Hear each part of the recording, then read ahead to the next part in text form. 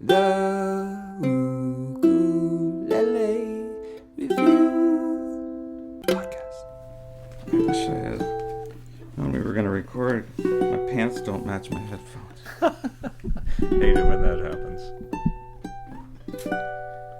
That's perfect. It doesn't, you can't tell that you're not fashionably I don't care about any of that stuff. I'm a rebel. recording, and then just chordy. We're gonna start off with a song sample again. Maybe after just a brief introduction, we'll do that. Well, all three are available. So, Andrew, do I get any orientation, or do you just go and it's good? You Oh just yeah, start we talking? just go. chat. Yeah, Just wing it. but try to like these directional mics. Yeah. Like they're best if you're like practically eating them while you Oh, really? So don't be scared of them. right. Yeah, Okay. get My up close. concern actually is that I talk with my hands a lot, so I'll try and avoid hitting it. Oh no, it would just be like Just put it where you want it, and I'll Okay. work with it. Yeah. See? All right. Yeah. Stupid. Yeah, the thing is, like, it's so hard to adjust right now. So somewhere between eating it and snorting it. Yeah, right. Yeah, right. That's a proper podcast technique. Okay. All right. Are we all rolling? Awesome. So we have another interview with a luthier today. His name is Pat Megowan. Did I get that right? You got it. Okay. And, we just kind of learned about Pat. He had emailed me a few pictures and I, said, beautiful. Can't wait to try them.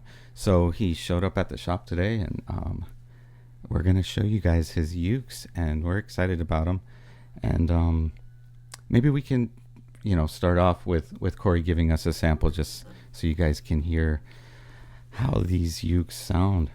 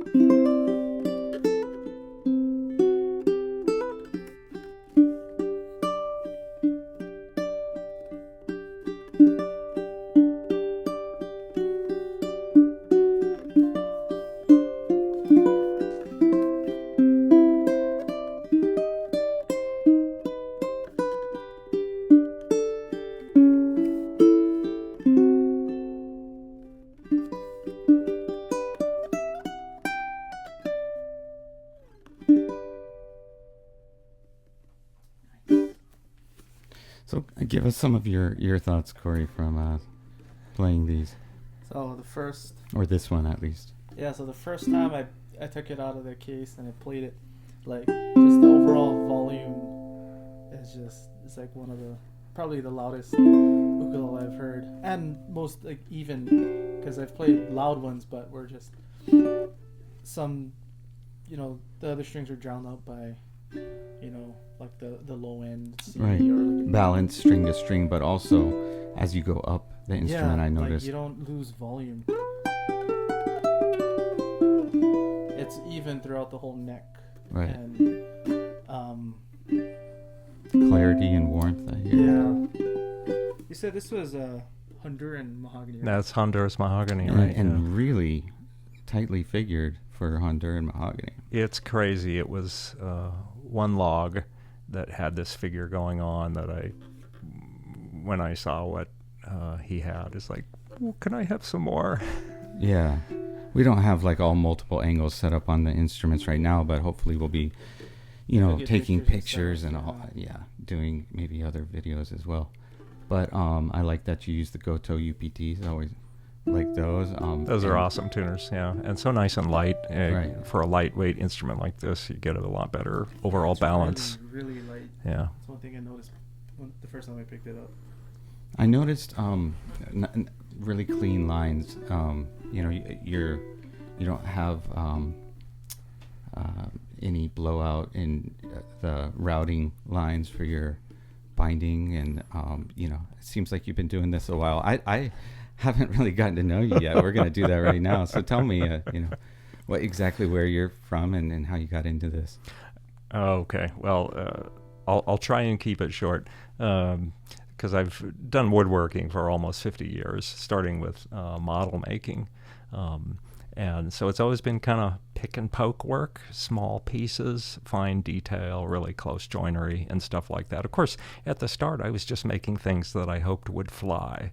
Again, model aircraft out of balsa wood in tiny dimensions. And then that grew. As I started playing guitar, I started working on my instruments. But then in, I think, late high school, I had a Gibson Melody Maker, and the neck was kind of clunky, and the finish had chips on it. And I was not very sophisticated about instruments that had any age. And I said, I'll fix this. And I stripped it with furniture stripper. The Gibson logo went away. Everything went away. And when I was done, I realized I had erased this instrument. And I was so traumatized by that I just stepped back from touching instruments. And Right just said, after you did it, you're like, oh no, what did I do? Seriously. Well, no, literally as the Gibson logo washed away, it's like, Oh yeah, you didn't know that was coming. This is not good. This is not good. I obviously don't know what I'm doing. So, but I was still so interested in wood, and then I got married. We needed furniture. I started building furniture, and then I found out about James Krenov, who just his sensibility of this beautiful and intricate work that was so sensitive to wood graphics and how wood moves and all these things. So I pushed that. And over time, I became a studio furniture maker, which is kind of the professional version of doing that. But my teachers were saying, build instruments. Almost nobody cares if furniture is built this way, and you play instruments.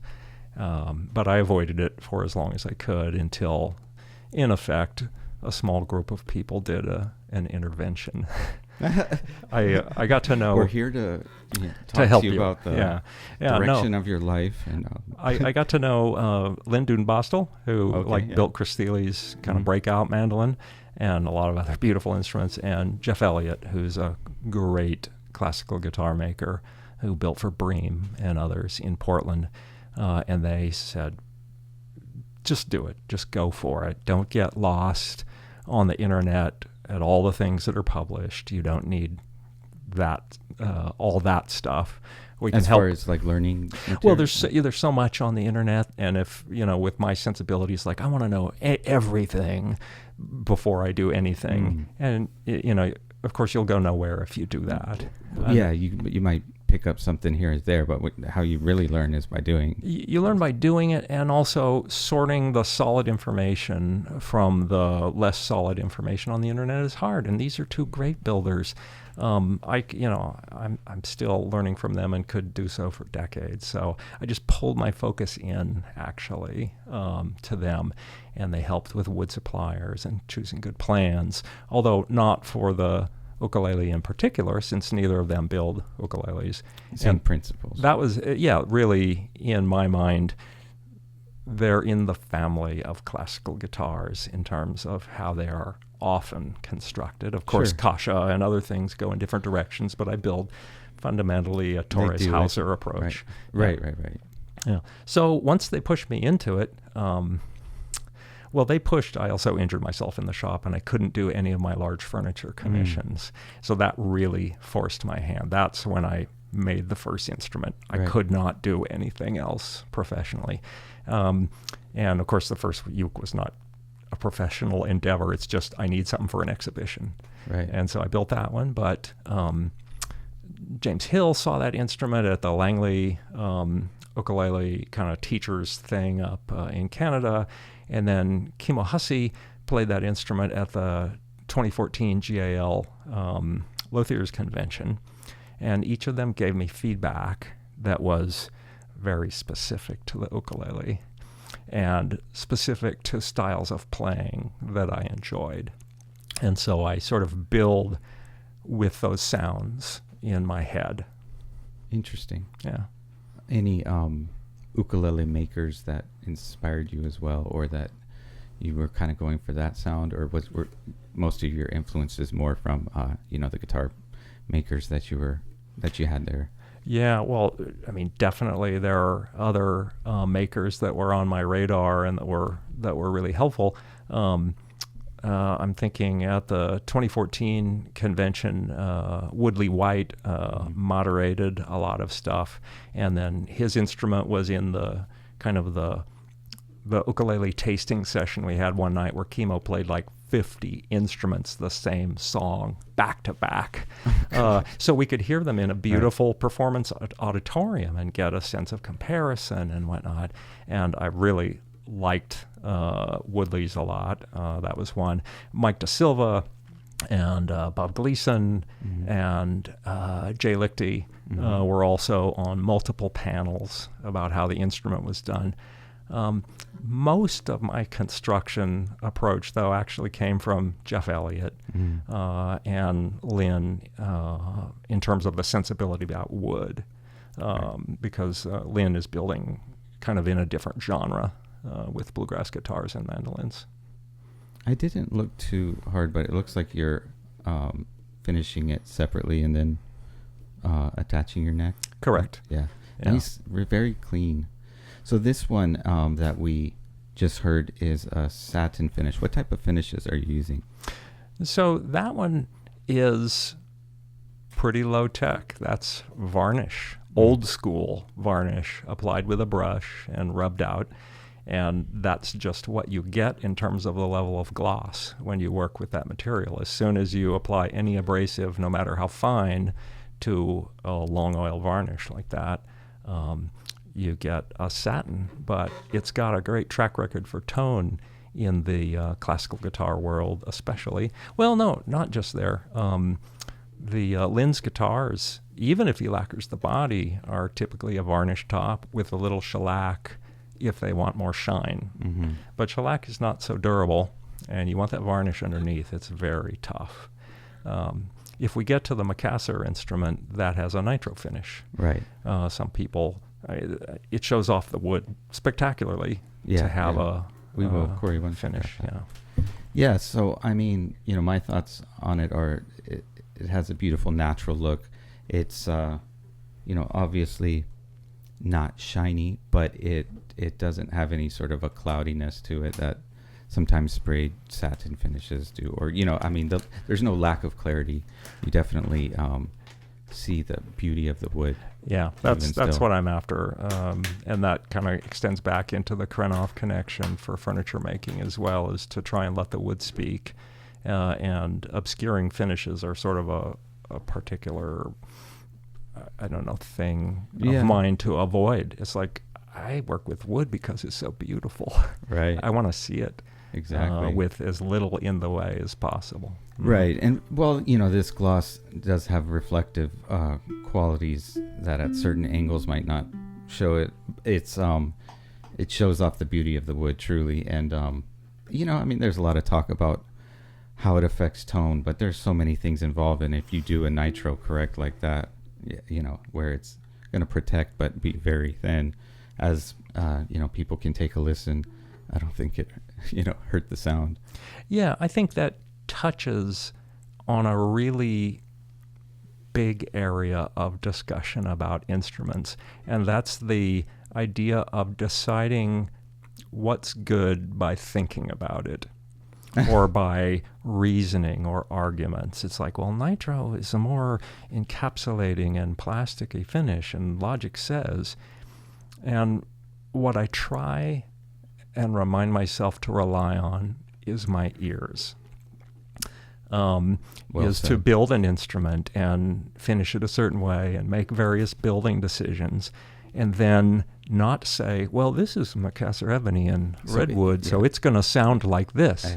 It's like, no, why don't we just play it? Or have somebody like Corey play it better yet, and listen to it and see, what does this sound like? Because the species or the technique doesn't determine the sound.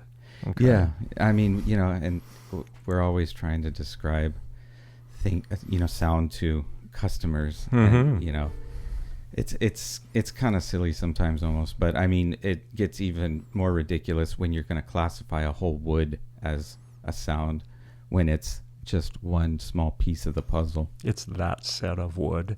There was a great article recently in American Luthier where they did a fairly technical study of different species with careful measurements, and sure enough, sort of the mean response of different species was different, but the standard deviations almost completely overlapped, which means it depends on the set that you pick, not on the species. The cellular structure, how it was cut, how that tree grew. Yeah, right.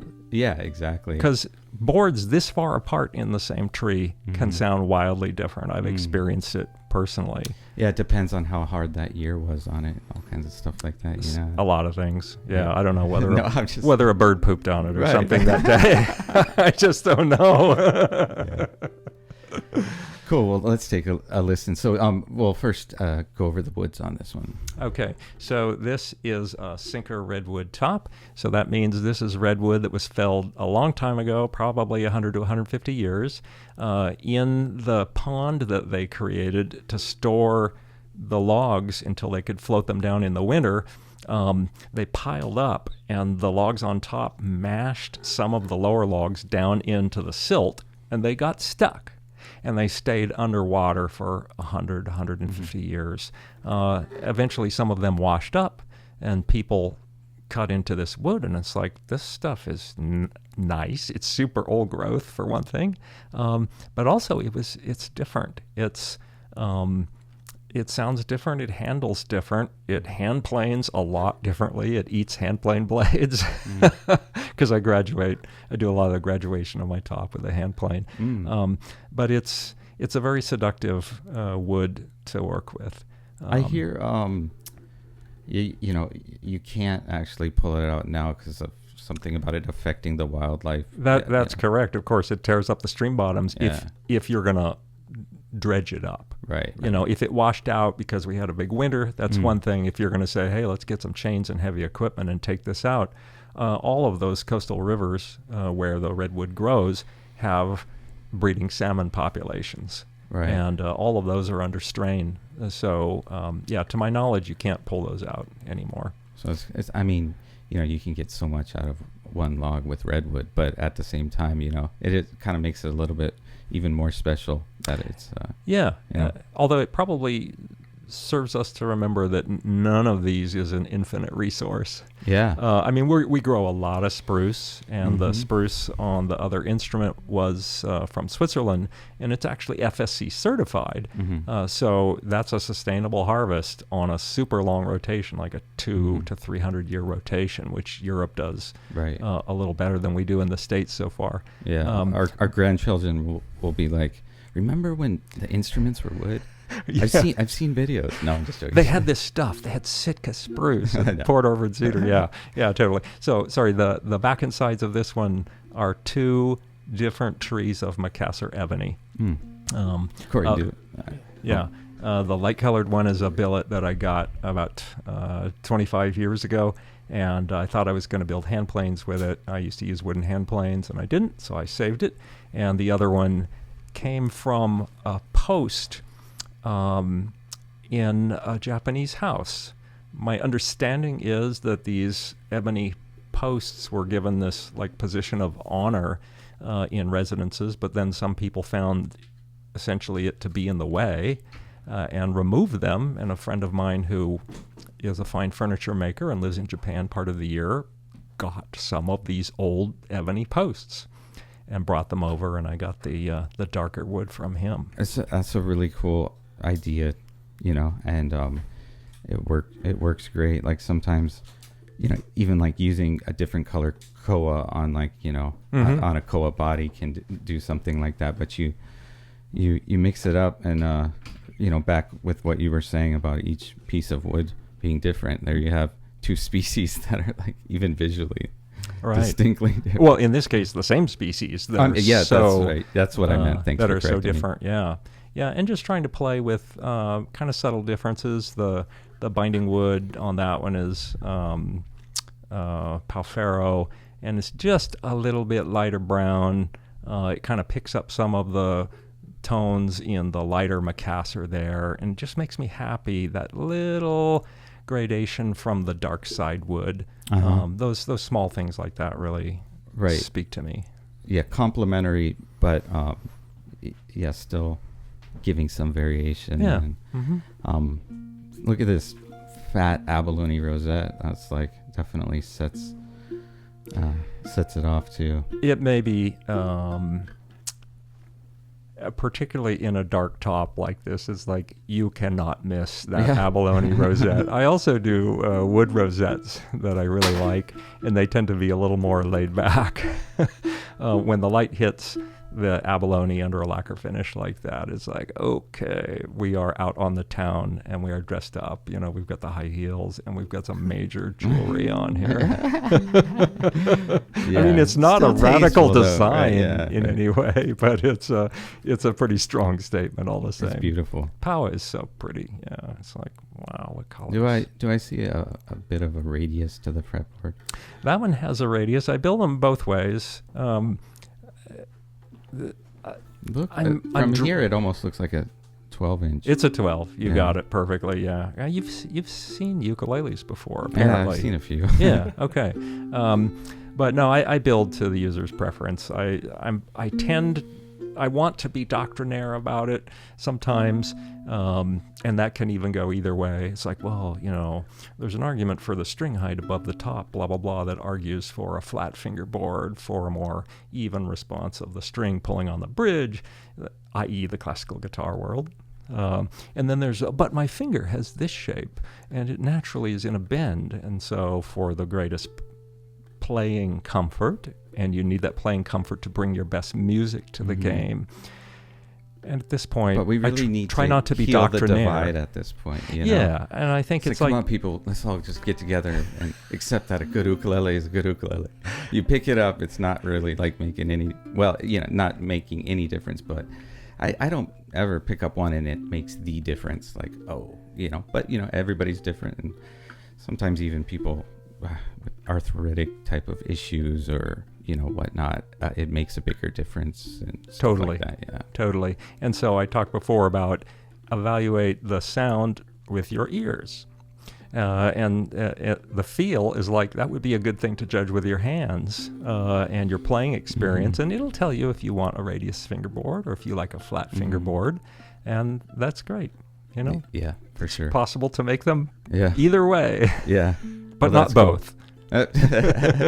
Compound. Right. So we're going to get a sample on this. Let me grab my kombucha because I am thirsty. I became a kombucha-holic. You let it sit long enough to the alcohol. I don't know. We'll find out in another few years when they come out with the studies on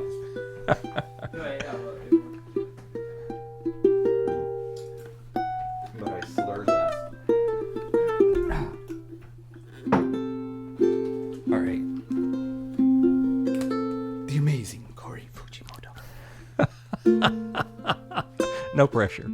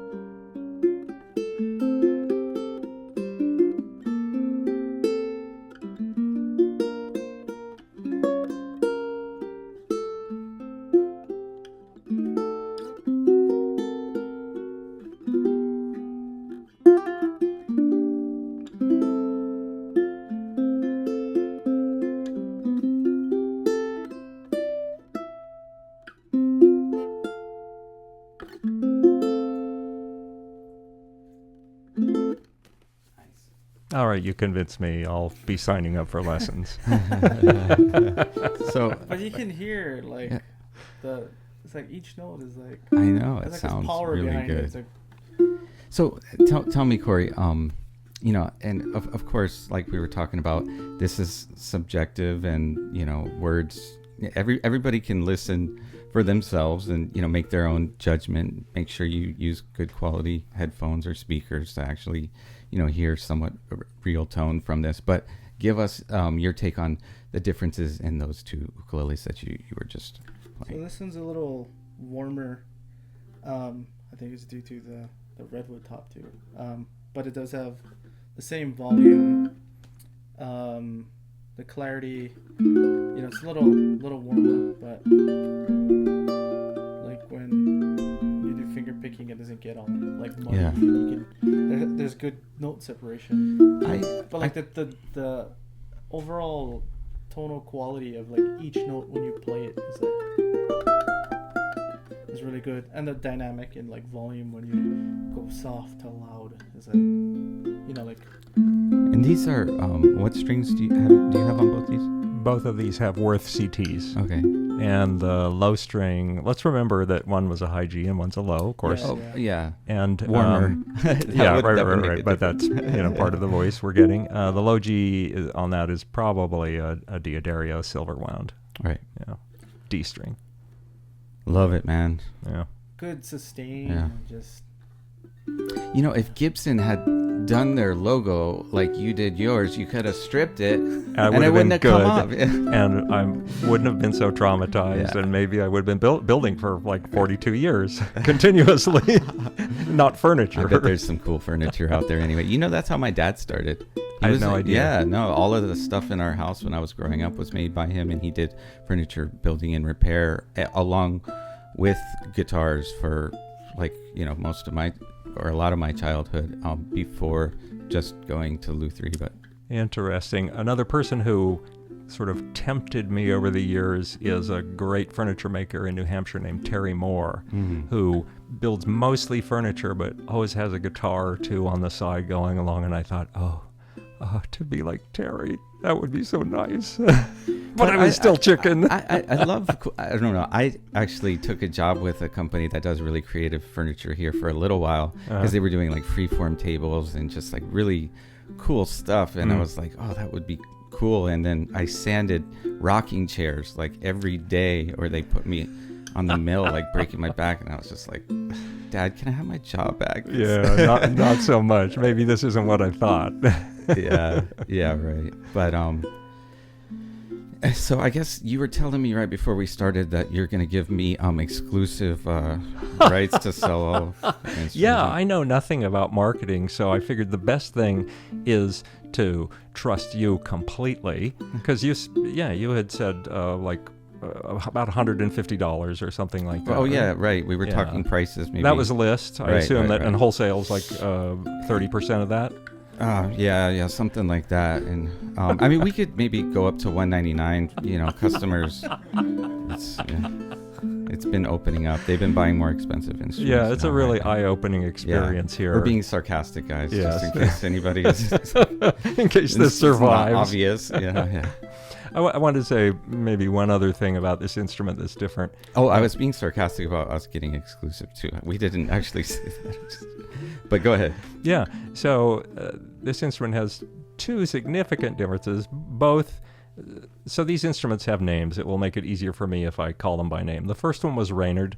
Reynard is a fox in a children's book, and that mahogany is just the color of a red fox. And so it's easier for me to think about Reynard in the shop than to say, well, you know, the super curly hunter in mahogany with the Swiss spruce top and the Madagascar rosewood overlay. Right. It's like, no, Reynard is blah, blah, blah. Right. And kind of cooler than number 157 or, you know, something like. Which I would never be able to remember either. Oh, right. Yeah. So I need something to kind of hang my hat on. The one that Corey has now is Little Mac, because I'd been working on a larger body design for Chemo. And coming from building a couple of those, this seems so cute and small, and it was Macassar ebony. I just said, well, it's Little Mac, and I felt sort of bad about that name, but it stuck. Nah, it's cool. But wait, these two were different shapes? No, they're not different shapes, but they have a couple of significant differences. They're both 5-fan, Tory style fan braces, but Little Mac has open transverse bars on it. So the idea behind that is to release a little bit more expanse of the top to You mean vibrate. they like touch down only at like Yeah, 3 they're points like or something? bridges over certain areas. Although actually there's a very thin strip of wood that's continuous, and that has to do with not creating stress points at where the bridge touches down. I want a continue glue line, but I want part of it to be very thin and flexible so that top can move. So that's a difference between them that is also contributing.